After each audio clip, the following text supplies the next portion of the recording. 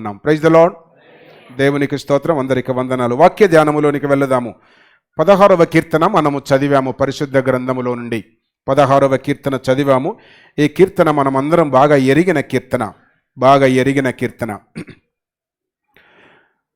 కొన్ని సూక్తులను విందాము. మన పెద్దల మనసు నొప్పించకుండా వారి మాటల ప్రకారము బాధ్యతతో నడుచుకున్న తరము మన తరమే. ఇది ఆఖరి తరం. పిల్లల మనసు నొప్పించకుండా వేరే గత్యంతరము లేక వారి మాటల ప్రకారము నడుచుకొనుచున్న పెద్దల తరం ఇదే ఆఖరి తరం. అర్థమైందో లేదో మీకు? అర్థమైతే దేవునికి స్తోత్రం. కనుక పెద్దల మనసు నొప్పించకుండా బ్రతికిన తరం ఇది, పిల్లల మనసు నొప్పించకుండా బ్రతికే తరం ఇది. వచ్చే తరం ఇట్లుండదు. కనుక బాగా సిద్ధపడితే మంచిది పిల్లలు. రెండవది, ఈ సమాజం నీవెంత ఎదిగావన్నదే చూస్తుంది తప్ప, సువాని రిటైర్మెంట్ అయింది, ఎన్ని లక్షలు వచ్చినాయి అని ఇంటికి లైన్ పెట్టారు. బుద్ధి లేని పని అస్సలు చేయొద్దు. ఎంత ఎదిగామన్నదే చూస్తారు తప్ప, అమ్మో ఆఫీసర్గా రిటైర్మెంట్ అయిందంట, ఎన్ని డబ్బులు వచ్చినాయో పోయి నేను అప్పు కొరకు అడుక్కుంటా, జార్జి లైన్ కట్టావు, ఆయన గాడు పోడు, ఆయన చెప్తే ఇంకోళ్ళు చదువుకుంటారు. కనుక అలాంటి పని చేయదు. ఎంత ఎత్తు ఎదిగామన్నది చూస్తారు ప్రజలు, కానీ జీవితంలో ఎంత నలిగిపోయామన్నది ఎవ్వరు చూడరు. ఎన్ని ఆటుపోట్లు, ఎన్ని కష్టాలు, ఎన్ని నష్టాలు. మేబీ 3 years బ్యాక్ ఉద్యోగాన్ని పంచింగ్ చేయాలా, స్పీడ్గా పరిగెత్తుతూ తన భర్త ఇద్దరు యాక్సిడెంట్ గురయ్యారు. ఆవిడ నెత్తి పగిలింది, విజయ్ కుమారి కొంచెం దెబ్బ తగిలింది. నిజానికి ఆ దినమే 3 years బ్యాక్ సువాని రోడ్లో రల్లిని దగ్గర మెయిన్ రోడ్డు మీద చచ్చిపోవలసింది. అలాంటి సూటిపోట్లు ఎవరు చూడరు. ఎంత ఎదిగామన్నదే చూస్తారు తప్ప జీవితంలో ఎంత నలిగిపోయారు అనేది ఎవరు థింక్ చేయరు, ఆలోచన చేయరు. మూడవది, డబ్బును చూసి పుట్టే ప్రేమ ఖర్చు పెట్టేంతవరకే ఉంటుంది. అందాన్ని చూచి ప్రేమించే ప్రేమ అందమున్నంత వరకు, యవ్వనం ఉన్నంత వరకే ఉంటుంది. మనసుని చూసి పుట్టే ప్రేమ మరణము వరకు ఉంటుంది. ఒక మనిషిని మనసు చూసి ప్రేమించాలా, అందాన్ని చూడొద్దు, డబ్బును చూడొద్దు. అది సూక్తి. చివరిది, దేవుని గురించి చెప్పితే అన్యులకు కోపం. దేవుని గురించి చెప్తే అన్యులు ఒప్పుకుంటారా? చంపేస్తారు, ఇప్పుడు కొట్టేస్తారు, నలిపేస్తారు, నలిపినట్టు. దేవుని గురించి చెప్పితే బయటి వారికి అన్యులకు కోపం. దేవుడు చెప్పుమన్నది చెప్పితే సంఘానికి కోపం. తిట్టుకుంటలేరు, బాగా తిట్టుకుంటారు నన్ను. మొన్న ఒక మెమోరియల్ సర్వీస్కి పోయాను, అక్కడ కూడా అన్నారు పాటు 10 నిమిషాలు టైం ఇచ్చారు, కొంచెం తిట్టకుండా ప్రసంగం చేయన్నారు. మనోళ్ళు కాదు, వేరే సంఘస్థులు. అంటే నా టైటిల్ అది అయిపోయింది. నేను గద్దించి చెప్తా, అంతే గట్టిగా చెప్తా, తిట్టుడు కాదు అది. కానీ వాళ్ళందరికీ అట్లా అర్థమైంది. నేనేం చేయలేను, నేను ఇప్పుడు ఏం చేయలేను. దేవుని గురించి చెప్తే బయటి వారికి కోపం, దేవుడు చెప్పుమన్నది చెప్పితే సంఘానికి కోపం. ఈ 2 చేస్తే దేవుని కోపం. మరేం చేయాలి నేను? ఈ 2 చేయకపోతే దేవునికి కోపం. 2 చేయకపోతే, ఈ 2లో ఏది చేయకపోయినా దేవునికి మన మీద కోపం ఉంటుంది. సువార్త తప్పకుండా చెప్పాలా, వాక్యం ఉన్నది ఉన్నట్టు చెప్పాలా. ఈ 2 చెప్పకపోతే దేవునికి కోపం. దేవుని కోపాన్ని మనం తప్పించుకోవాలి తప్ప మనుషుల కోపానికి మనమే భయపడకూడదు. దేవుడు కోపగిస్తే మనం ఉండలేమబ్బా. కనుక దేవుని కోపము కాకుండా దేవుని ప్రేమలో మనమందరం ముగ్ధులమై ముందుకు సాగాలని ఆశిస్తూ ప్రభువును స్తుతిస్తూ ఉన్నాం. 16వ కీర్తన చాలా శ్రేష్టమైన మాటలు భక్తుడు వ్రాశాడు. దావీదు తన అనుభవముతో వ్రాశాడు. భూమి మీద ఉన్న భక్తులు శ్రేష్ఠులు అంటాడు.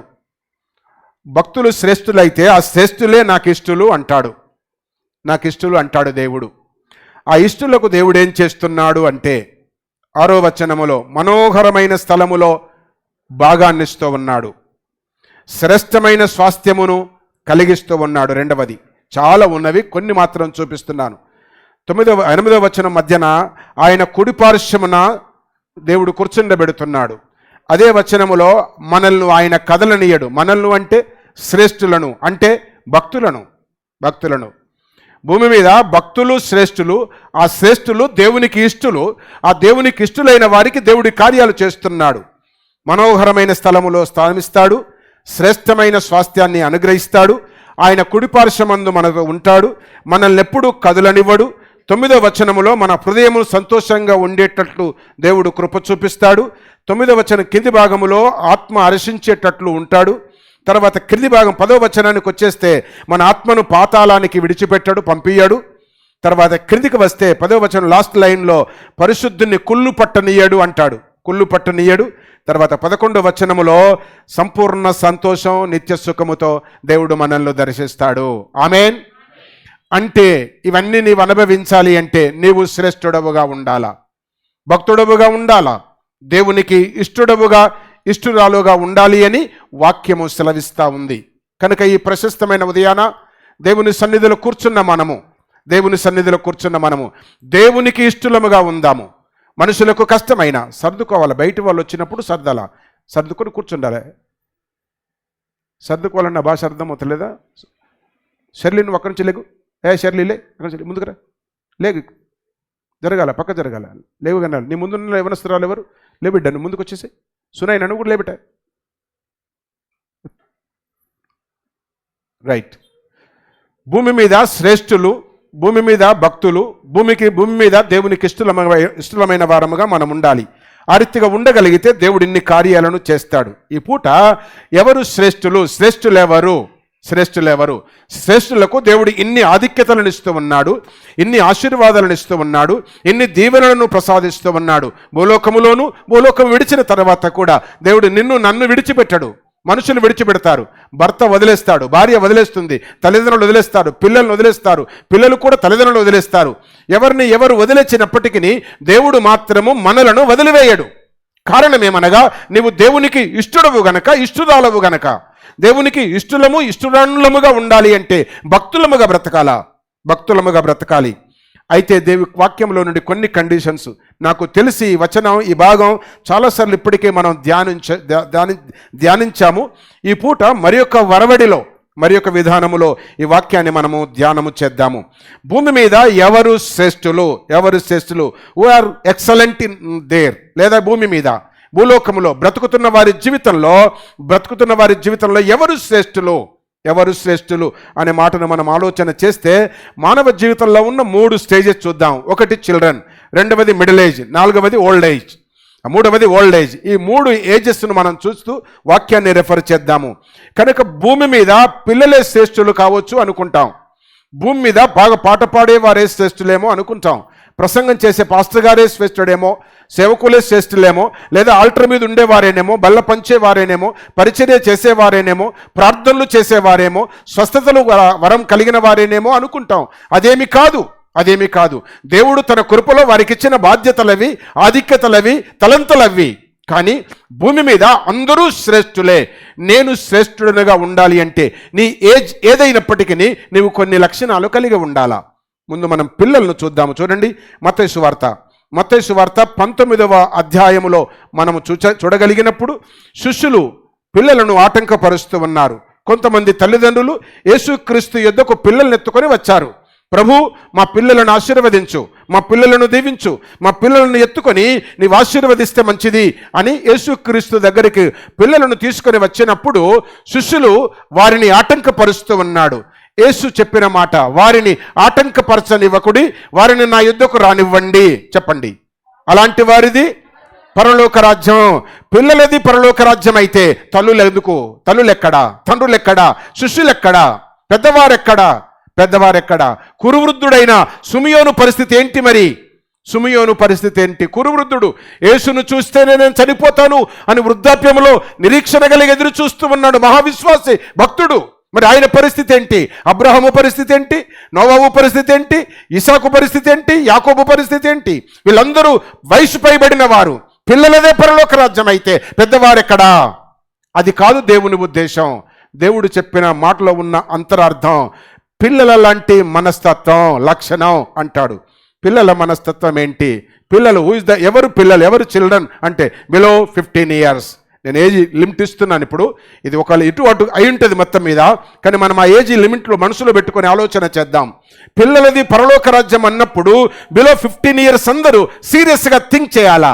దేని కొరకు అనగా ఇప్పుడు నేను చెప్పే 3 లక్షణాలు మీ జీవితంలో ఉందా లేవా అని చూడాలా. నెంబర్ 1, సమూయేలు చిన్నవాడు, పాలు మరిసిన పసికందు. ఎక్కడున్నాడు? షిలోహు అనే దేవుని మందిరములో ఉన్నాడు. ఆ సమూయేలులో ఏముంది?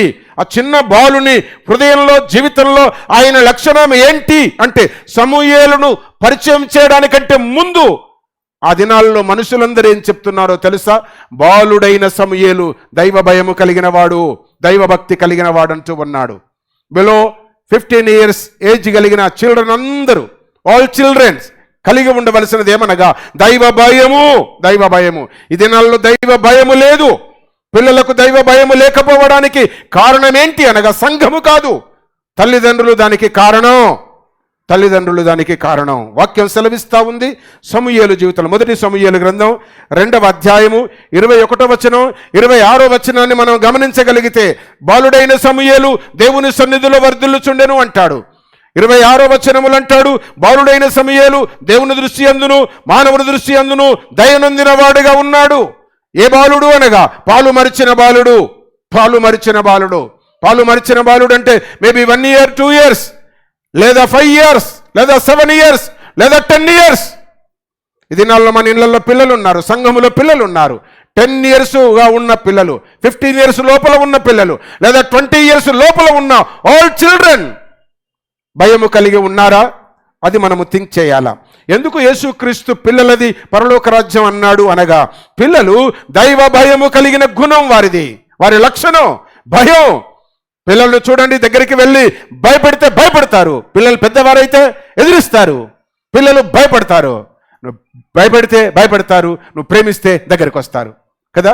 కట్టబట్టుకుని దగ్గరికి వెళ్తే వాడు దూరం పరిగెత్తుకుని వెళ్తాడు, చాక్లెట్ చూపిస్తే దగ్గరికి వస్తాడు. కనుక నేను గుర్తు చేసే సంగతి ఏమనగా, దైవ భయం అవసరం. ఎవరిది పరలోక రాజ్యం? ఎవరు భూమి మీద శ్రేష్ఠులు? పరలోక రాజ్యంలో ఎవరికి స్వాస్థ్యం పంచిపెట్టనై ఉన్నాడు? పాలిభాగస్థు శ్రేష్టమైన స్థలములో ఎవరిని పాలిభాగస్తులుగా చేస్తాడు అనగా చిన్నపిల్లలను అని వాక్యం ఉంది. చిన్నపిల్లలలో ఉండే మొదటి లక్షణం దైవం అంటే భయము. భయము వారి సొంతం. కనుక భయము కలిగి బ్రతకాల. భూలోకములో పాపము జరగడానికి, సంఘములలో పాపము జరగడానికి, క్రైస్తవ సమాజములో పాపము జరగడానికి మొదటి కారణం భయము లేకుండుట. దైవ భయము లేదు. పాపము చేసిన వెంటనే ఓట్మండి దెబ్బ కొడితే మళ్ళీ ఏం చేస్తారు? అది లేదు గనక తెగించిపోయాము. అది లేదు గనక మనం ముందుకెళ్తూ ఉన్నాం. అది మంచిది కాదని వాక్యము సెలవిస్తూ ఉంది. కనుక పిల్లలకుండే మొదటి లక్షణం దైవ భయం. 2వ ఎగ్జాంపుల్ చూపిస్తాను. 2వ ఎగ్జాంపుల్ ఆదికాండము 22వ అధ్యాయములో బాలుడు, టీనేజ్ లేదా ఎంగేజ్ కలిగిన ఒక బాలుడు కనబడతాడు. ఆయన పేరే ఐజాక్. ఐజాక్ ఉండే లక్షణం ఏంటి? మీరు 22వ అధ్యాయము 9వ వచనాన్ని గమనించగలిగితే, 9వ వచనములో ఆయన మంచి యవనుడు బిలో 20 years. ఆయన చేతులు కాళ్ళు కట్టి డాడిని పైకెత్తి ఆ కట్టెల మీద, పేల్చిన కట్టెల మీద పడుకోబెట్టాడు. ఆయనకు అర్థమైపోయింది, దేవుడు నా తండ్రి నన్ను నరికేయబోతున్నాడు, నా తండ్రి దహన బలిగా నన్ను కాల్చేయబోతున్నాడు అన్న సంగతి ఎరిగి ఉండి కూడా మారు మాట పలుకకుండా ఆ బలిపీఠము కర్రలపై పడుకొని ఉన్నాడు. ఈ దినాల్లో నువ్వు పడుకోగలవా? కుదురుగా కూర్చోవట్లేదు మన పిల్లలు. కుదురుగా కూర్చోవట్లేదు. 10 నిమిషాలు కుదురుగా కూర్చోగలరా? కూర్చోలేరు.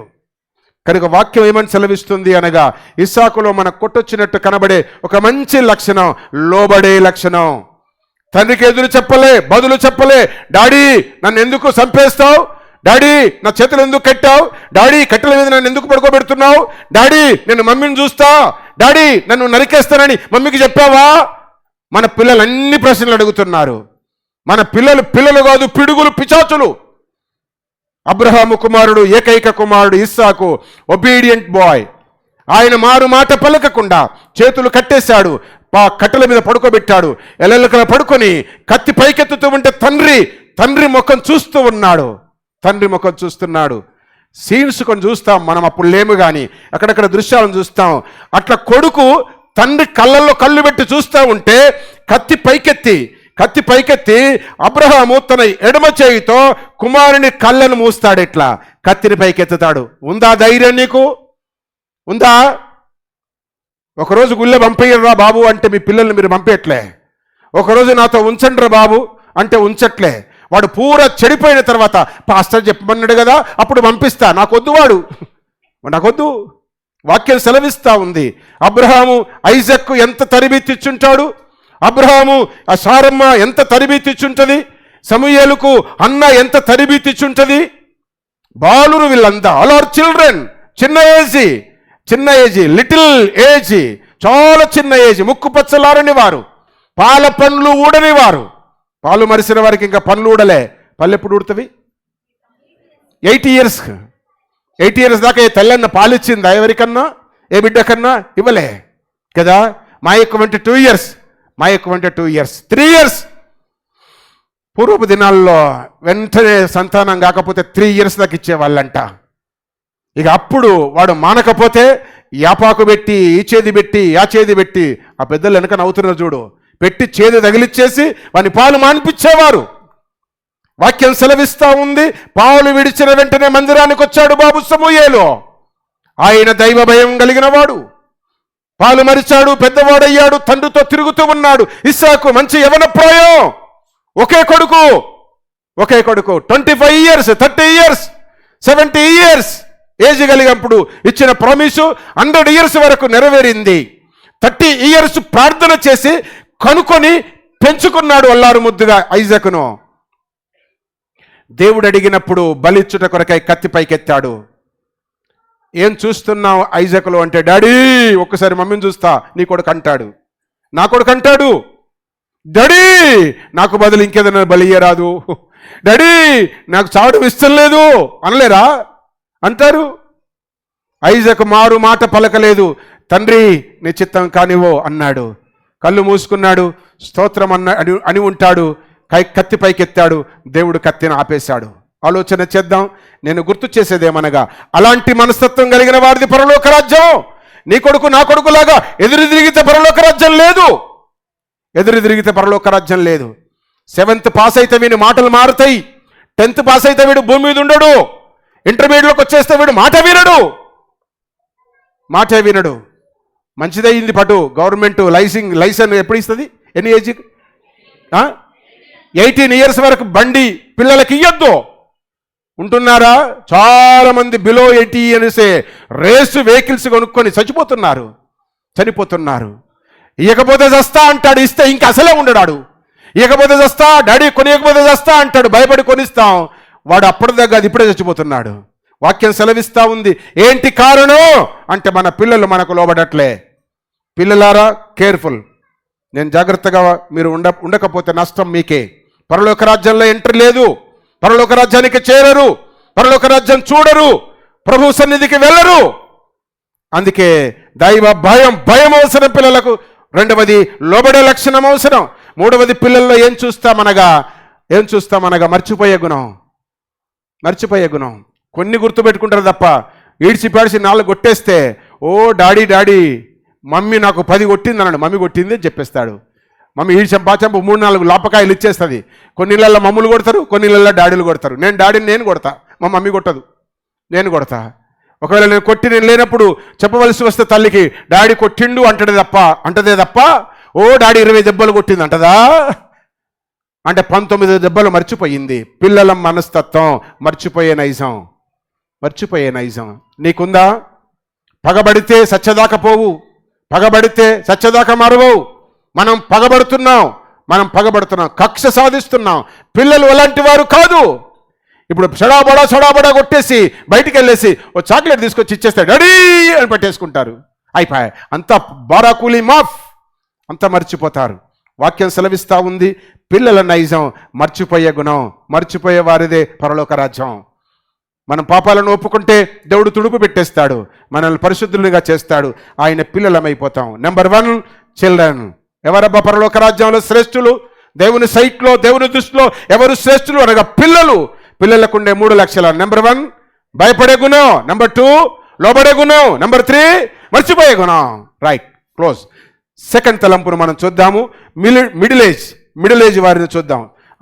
కీర్తనల గ్రంథం 51వ అధ్యాయం. కీర్తనల గ్రంథం 51వ అధ్యాయం తీయండి. 51వ అధ్యాయము 9-10 వచనాలు మనం గమనించగలిగితే ఒక పెద్దవారు కనబడతారు. ఆయన పేరు దావీదు. మనమందరం ఎరుగుదుము. పెళ్ళయింది, యవన ఏజీ, మిడిల్ ఏజ్. ఆ దినాల్లో 30-40 ఇయర్స్కు పెళ్ళయ్యేది. 100, 150, 150, 200, 300, 700, 996 సంవత్సరాలు బతికిన వారు ఉన్నారు. కనుక ఈ మిడిల్ ఏజ్ వ్యక్తుల్లో ఉన్న మార్పులేంటి? ఈ మిడిల్ ఏజ్ వయసు కలిగిన ఈ దావీదును దేవుడు ఇష్టపడుతున్నాడు. దావీదా, నీవు నాకు శ్రేష్ఠుడవు అంటున్నాడు. దావీదా, నీవు నాకు శ్రేష్ఠుడవు. దావీదును శ్రేష్ఠుడు అనడానికి ఈ మిడిల్ ఏజ్లో ఉన్న వారికి ఏం లక్షణాలు ఉన్నవి? దావీదును చూచి 3 లక్షణాలు మనం అక్కడ చూద్దాం. చూడండి, అదే 51వ అధ్యాయము కీర్తనల గ్రంథం 51వ కీర్తన 10వ వచనములో రాస్తాడు. చూడండి, దేవా నా యందు శుద్ధ హృదయము కలుగజేయుము, నా అంతరంగములో స్థిరమైన మనసు. మిడిల్ ఏజ్, మధ్య ఏజ్ అంటే 20 ఇయర్స్ నుండి నాకు తెలిసి 40 ఇయర్స్ వరకు, 20 ఇయర్స్ నుండి 40, 45, మేబీ 49, 50 వరకు, 20 to 50 వరకున్న వయసు కలిగిన వారందరికీ ఏముండాలి అబ్బా అంటే స్థిరమైన మనసు. 20 ఇయర్స్ బాయ్ ఒక మనసు మీద స్టెబిలిటీగా ఉండాలా? ఉంటాడా వీడు? ఈ పూట ఒక అమ్మాయి అంటాడు, మరో పూట ఇంకొక అమ్మాయి అంటాడు. ఈ పూట ఈ అమ్మాయి ఓ అబ్బాయి అంటుంది, మరొక పూట ఇంకో అబ్బాయి అంటుంది. వీడు నచ్చలే, నాకు ఇంకోటి కావాలంటది. వాక్యం సెలవిస్తూ ఉంది. స్టెబిలిటీ మైండ్ మనకు అవసరం. మనసు స్థిరంగా ఉండాలా, ఒకదానిపై స్థిరత్వం కలిగి ఉండాలి అని వాక్యం సెలవిస్తూ ఉంది. కనుక 51వ కీర్తన 10వ వచనము ప్రకారము మిడిల్ ఏజ్లో ఉన్న మనందరికీ ఉండవలసిన మొదటి లక్షణము స్థిరమైన మనసు.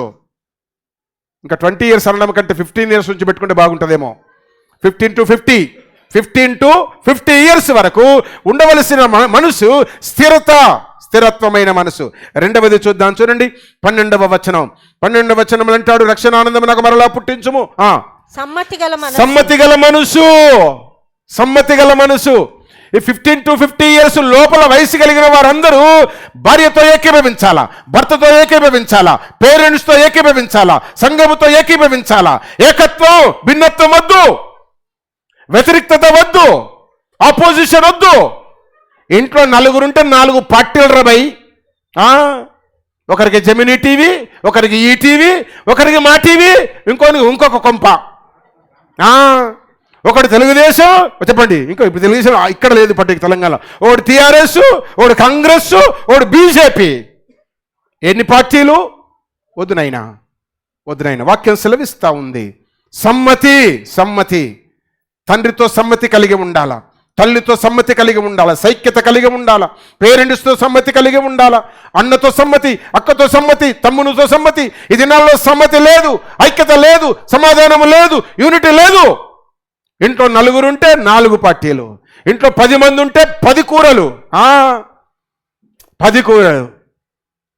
పిల్లోడు అడిగిండని తల్లి పిల్లోని ఇష్టము వండితే భర్త ఒప్పుకోడు. ఏంటి ఈ కూర వండావు? అవును, వాడు అడిగాడు, పోనీలే అని ఏకీభవించాడు. నాకు రేది, అవునా, ఆర్డర్ పెడతా పటు. వాక్యం సెలవిస్తూ ఉంది. ఇంట్లో సమ్మతి, సంఘములో సమ్మతి, కుటుంబంలో సమ్మతి, పిల్లల మధ్యన సమ్మతి, భార్యాభర్తల మధ్యన సమ్మతి అవసరం. జారిపోయి ఉప్పెక్కబడ్డది, పోతవా నిమ్మకాయ పిండుకో. జారిపోయి ఉప్పెక్కబడ్డది, పోతవా కొన్ని నీళ్ళు కలుపుకో, మంచిది. ఉప్పెక్కబడ్డదని కొడతావా? కారం ఎక్కువైందని భార్యను తిడతావా? లేటుకు వచ్చాడని భర్త మీద అనుమాన పడతావా? వద్దు. దావీదు జీవితంలో నీకు తొంగి చూస్తే దావీదు మనసు స్థిరమైన మనసు. రెండవది సమ్మతి గల మనసు. మూడవది 17th verse విరిగిన మనసు అంటాడు. విరిగిన మనసు అంటే నువ్వు తిట్టిన మాటను బట్టి నా మనసు ఇరిగింది, అది కాదు అక్కడ. నువ్వు నన్ను కొడితే మనసు ఇరిగింది, అది కాదు అక్కడ. బతికిచ్చాడు దేవుడు పటు. మనసు ఇరిగింది అంటే అర్థం ఏంటి? మనసు విరిగింది అంటే అర్థం రిపెంటెన్స్, రియలైజేషన్, పశ్చాత్తాపము. విరిగి నలిగిన మనసును దేవుడు ఇష్టపడతాడు. దేవుని యొక్క వాక్యం సెలవిస్తా ఉంది. సౌండ్ పెట్టుబిడ్డ. దేవుని యొక్క వాక్యం సెలవిస్తా ఉంది ఇక్కడ ఏమనగా విరిగిన మనసు. ఈ ఉదయం ఆలోచన చేద్దాము. ఎవరు శ్రేష్ఠులు, ఎవరు దేవునికి ఇష్టలు, దేవుని రాజ్యములో ఎవరుంటారు, దేవుని రాజ్యము ఎవరిది, దేవుని రాజ్యంలో ఎవరు ప్రవేశిస్తారు, దేవుని రాజ్య వారసులు ఎవరు? ఈ అన్ని ప్రశ్నలకు ఒకటి చిల్డ్రన్, రెండవది మిడిల్ ఏజ్ పెద్దలు, మూడవది వృద్ధులు. ఒకటి చెప్పాలా, పిల్లలు, రెండవది పెద్దలు, మూడవది వృద్ధులు దేవుని రాజ్యానికి అర్హులు. పిల్లలు అర్హులు, పెద్దలు అర్హులు, చెప్పాలా, వృద్ధులు అర్హులు. దేవుడు ఎవరిని విడిచిపెట్టాడు. దేవుడు అందరికీ సమానంగా పంచిపెట్టడానికి ఉన్నాడు.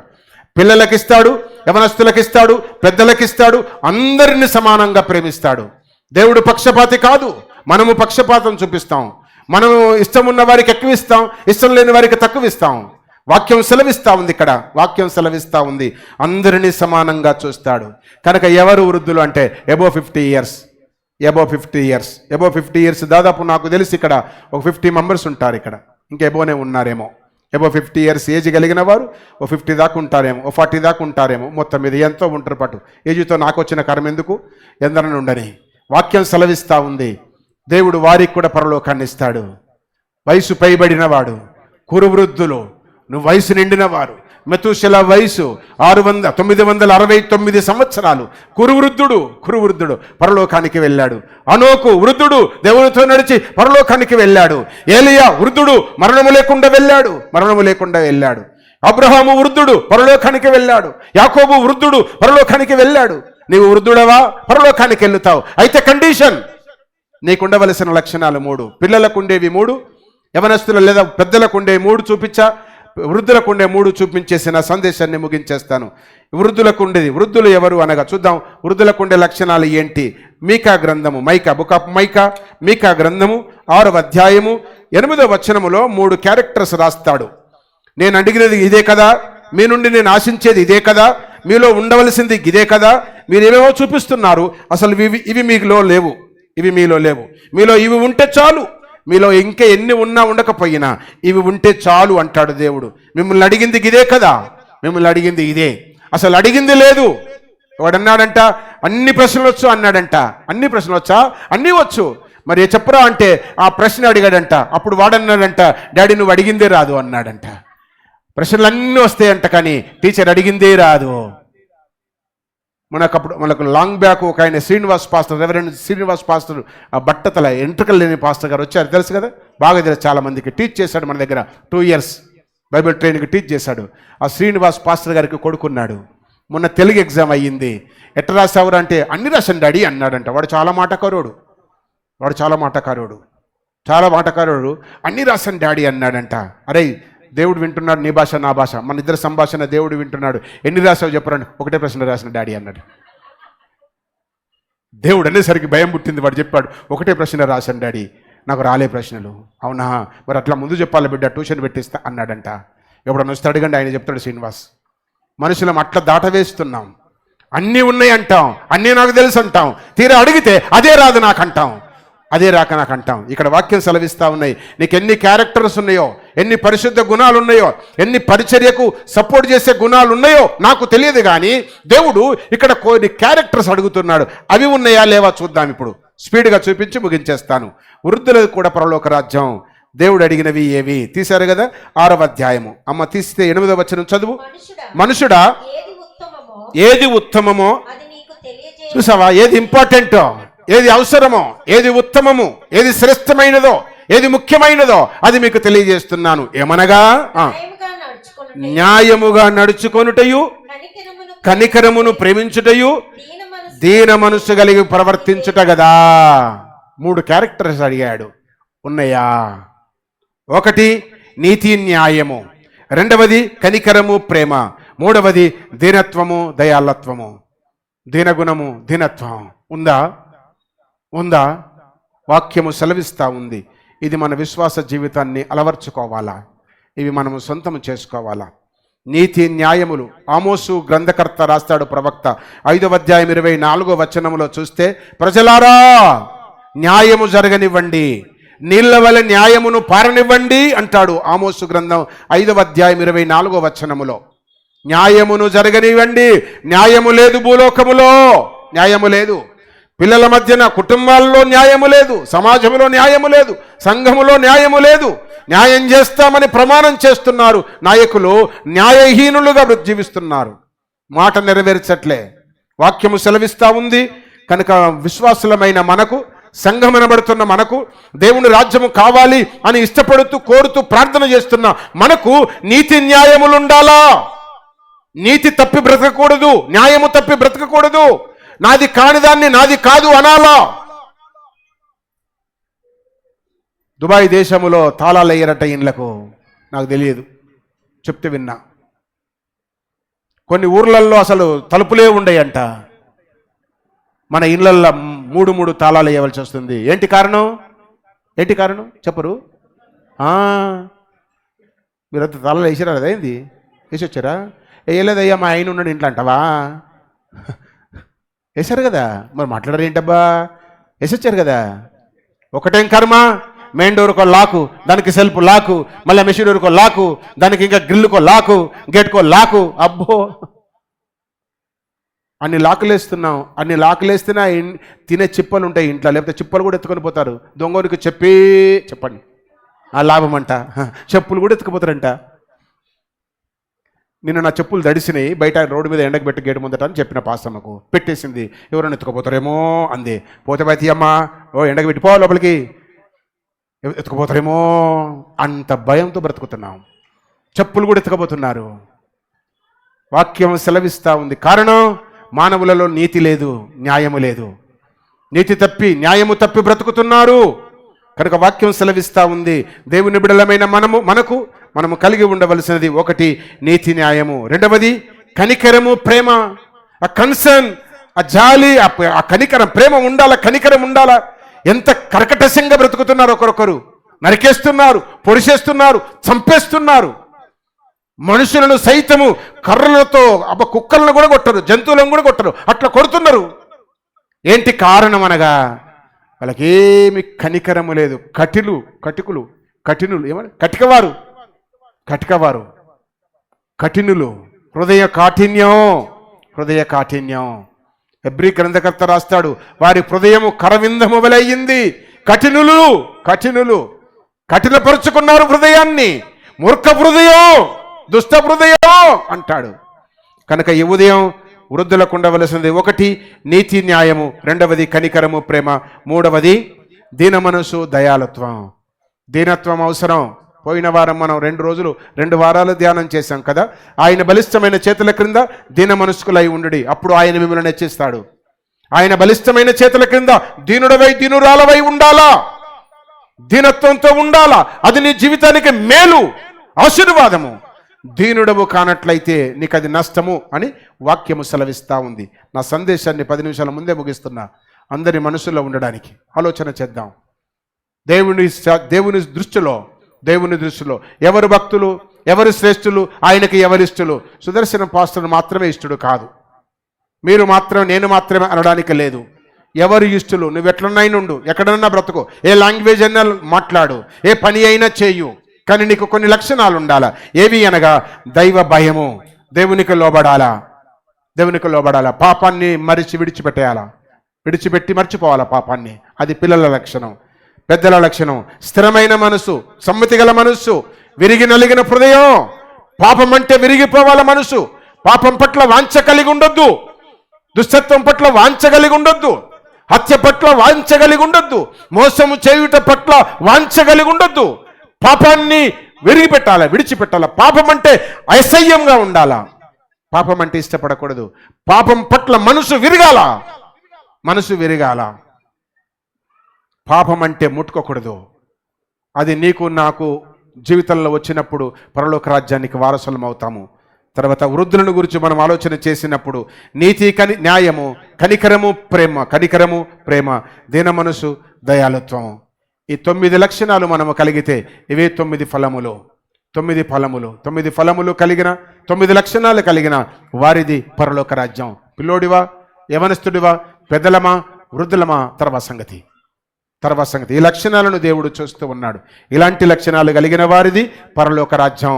ఈ పరలోక రాజ్యానికి వెళ్ళేటప్పుడు శిష్యులు ఆటంకపరుస్తారు, నాయకులు ఆటంకపరుస్తారు, పెద్దలు ఆటంకపరుస్తారు, ఇంకెవరో ఆటంకపరుస్తారు, ఇంకేదో అడ్డం చెప్తారు. ఎంతమంది ఎన్ని అడ్డము చెప్పినా ఈ లక్షణాలు మనవే అయితే డైరెక్ట్గా పరలోక రాజ్యానికి వెళుతాం. ఏ వీసా టికెట్ లేకుండా వెళ్ళిపోతాం. ఏ వీసా టికెట్ లేకుండా వెళ్ళిపోతాం. ఇవి గనక లేనట్లయితే ఎన్ని రికమెండేషన్స్ చేసినా ఎవి దేవుని దృష్టిలో చెల్లవో. దేవుని రాజ్యానికి మనం ఎంటర్ కాలేము. అందుకే ఇక్కడ అంటున్నాడు, భూమి మీద ఉన్న భక్తులే శ్రేష్ఠులు, వారు కేవలము నాకిష్టులు.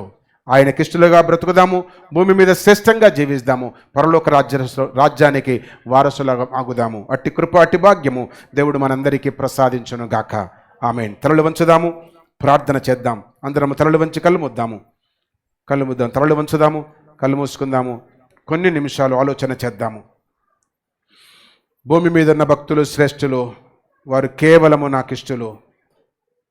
దేవుడికి ఇష్టలే మనమైతే ఆయన రాజ్యములో మనకు వారసత్వం ఉంది, స్థానం ఉంది, అవకాశం ఉంది, ఆధిక్యత ఉంది. ఆయన రాజ్య వారసుల మగుట కొరకై తీర్మానము చేసుకుందాము. పిల్లల వలె 3 లక్షణాలు కలిగి ఉందాం, పెద్దల వలె 3 లక్షణాలు కలిగి ఉందాం, వృద్ధుల వలె 3 లక్షణాలు కలిగి ఉందాం. ఈ లక్షణాలన్నీ సొంతం చేసుకొని రోజు ప్రాక్టీస్ చేద్దాం. ఈలోపు యేసు వస్తాడు, డైరెక్ట్గా ఆయన రాజ్యానికి వెళ్ళిపోతాం. ఇక నీకు ఏ బ్లాక్స్ ఉండవు, ఏ గేట్లు ఉండవు, ఏ ఆటంకాలు ఉండవు, ఏ గుమ్మాలు ఉండవు. డైరెక్ట్గా పరలోక రాజ్యంలోనికి ఎంటర్ అవుతావు డైరెక్ట్గా. అలాంటి అవకాశము కావాలంటే ప్రియ సోదరి సోదరుడా, దైవ ప్రజలారా, దేవుని జనాంగమా, నా తోటి విశ్వాసులారా, ఈ లక్షణాలను సొంతం చేసుకోవడానికి ఇష్టపడు. కొన్ని ఉండి కొన్ని లేవేమో, కొన్ని ఉండి ఎక్కువ ఉండి తక్కువ లేవేమో, లేదా తక్కువ ఉండి ఎక్కువ లేవేమో.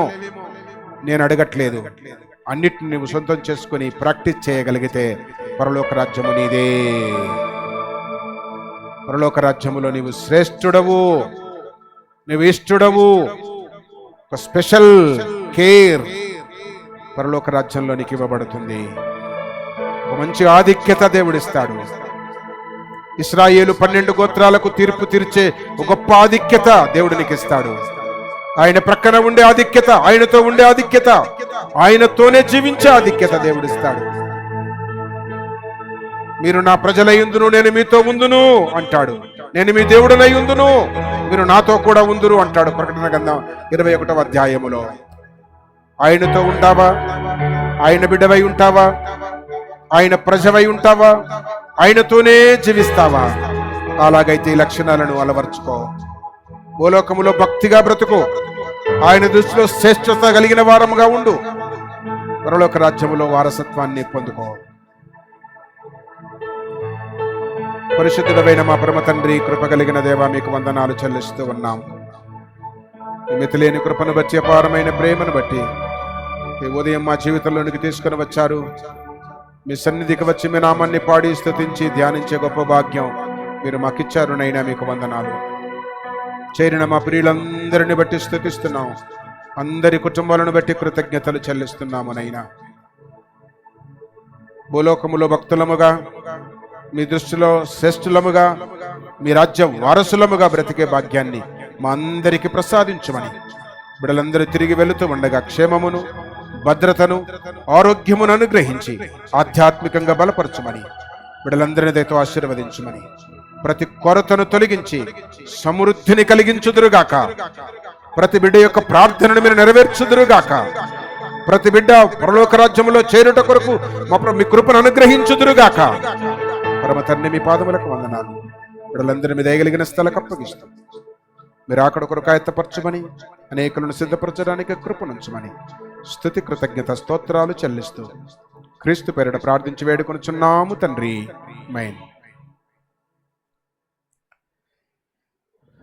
అందరికీ వందనాలు. దేవుడు మనల్ని అందరినీ దీవించి ఆశీర్వదించునుగాక. వెనుక కొంతమంది